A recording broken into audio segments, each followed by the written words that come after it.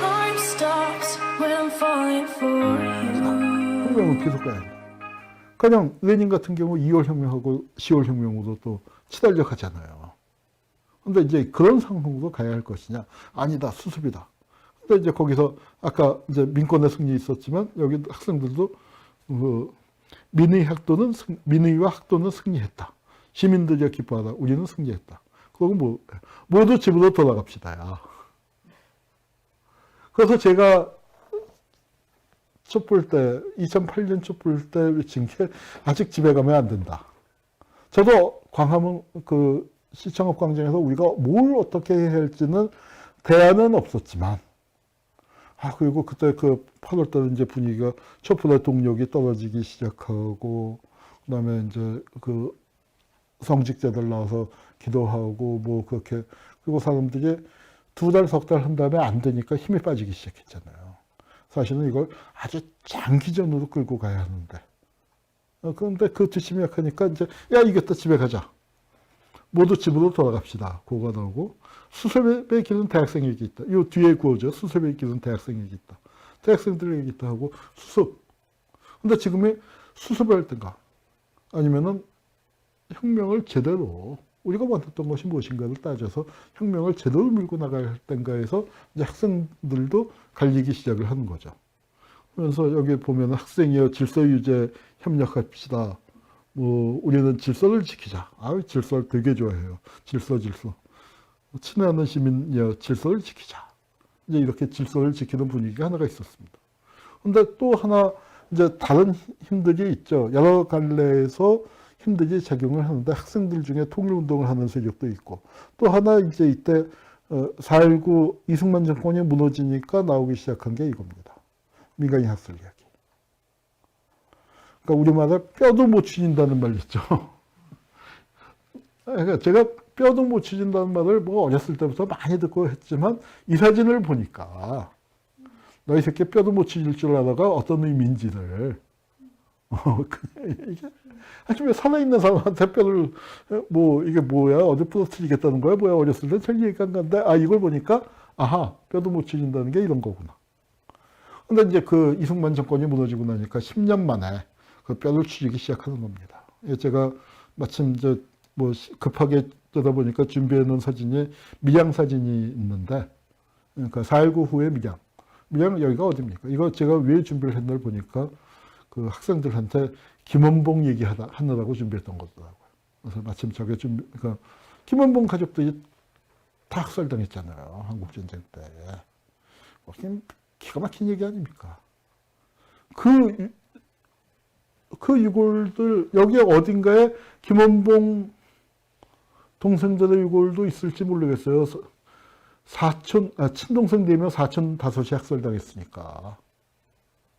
그거 다 밀양 사람들이 청도에 끌려가서, 북쪽으로 청도로 올라가서 학살당했거든요. 그 시신 이제 수습하기 시작하는 거, 그러고서 이제 장례 치러주는 거예요. 이게 이제 이 사진이 진화위 조사하니까 이제 감춰놓고 있던 사진 이제 내놓은 겁니다. 그래서 이렇게 진화위에서 이제 제사 지내는 4.19 때. 그러니까 이게 7.29 총선 직전이라서 입후보제 이름도 보이는. 그러니까 4월, 5월, 6월 그 무렵에 이제 이렇게 된 거예요. 그래서 여기 이제 학살된 사람들 찾고 학살당한 사람들 원한의 슬픔을 하는데 참 끔찍한 일이 벌어졌습니다. 민간인 학살 중에서 또 유명한 게 거창 학살이 유명하잖아요. 거창 사건이 유명한데 거창에서 뭔 일이 있었냐. 이 사람이 전 면장인데 뭘 했냐면 손가락 총을 쏜 사람이에요. 여순 사건 제주 4.3 때 손가락 총 얘기 많이 했잖아요. 면장이니까 동네 사람들 모아놓고서 이쪽 저쪽을 가른 사람이에요.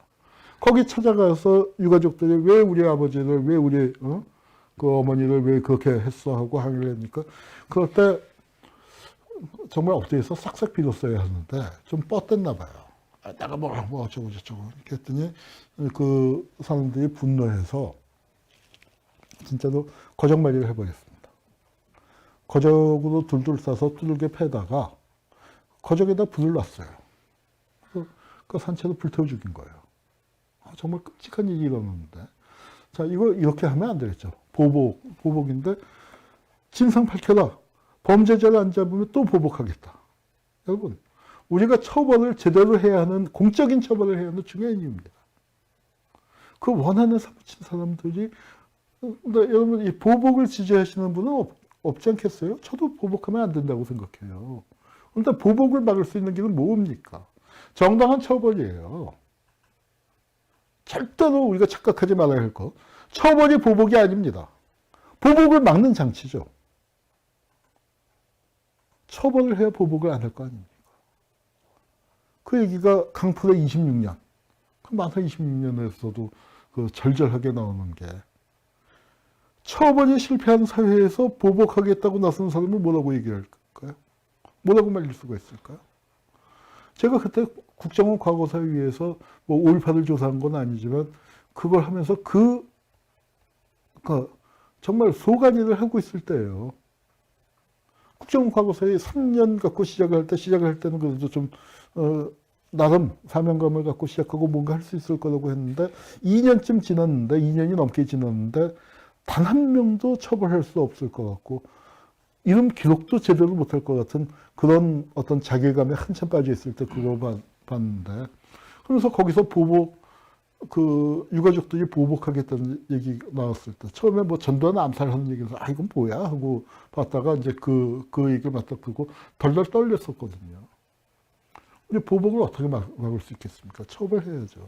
처벌이 실패한 사회에서 시민들이, 유가족들이 보복을 나서서 참 비극적인 일이 벌어졌어요. 그리고 그 사람들 잡아다가 재판을 내니까, 왜 그때 수백 명을 죽인 학살자들은 하나도 안 건드리면서 왜 우리한테만 날려? 우리 잘못했다고 하면 풀어줄게 했더니, 우리 잘못한 거 없어. 나라에서 그 처벌 안 하면 우리가 계속 보복할 거야. 시민들, 유가족들이 그러고 있었던 거예요.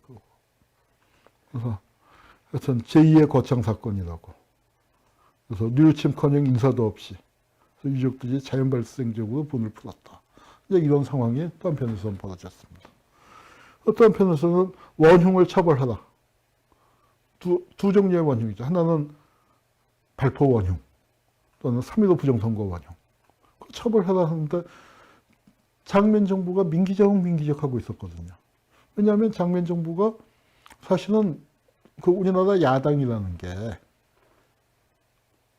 지금 김대중 노무현 대통령 등장하면서 야당이 그래도 체질이 많이 바뀐 거예요. 많이 바뀌었음에도 불구하고, 저 한나라당이랑 뭐가 달라, 자유한국당이랑 뭐가 달라, 그런 얘기들 많이 나오잖아요. 굉장히 너무 보수적이 아니냐.